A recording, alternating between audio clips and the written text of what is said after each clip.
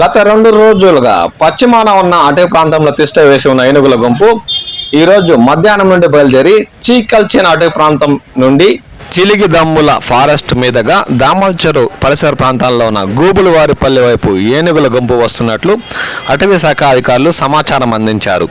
దీంతో స్థానిక రైతుల్లో భయాందోళనలు మొదలయ్యాయి.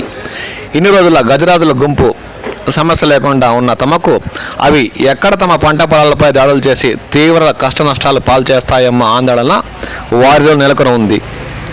దీంతో అటవీ శాఖ అధికారులు స్థానిక రైతులకు పలు సూచనలు చేశారు. తమ పంట పొలాల వద్ద ఏనుగుల గుంపు కనిపిస్తే తమకు సమాచారం ఇవ్వాలని, వాటిని దూర ప్రాంతాలకు తరిమేసేందుకు కృషి చేస్తామని ఈ సందర్భంగా వారు స్థానిక రైతులను అప్రమత్తం చేశారు.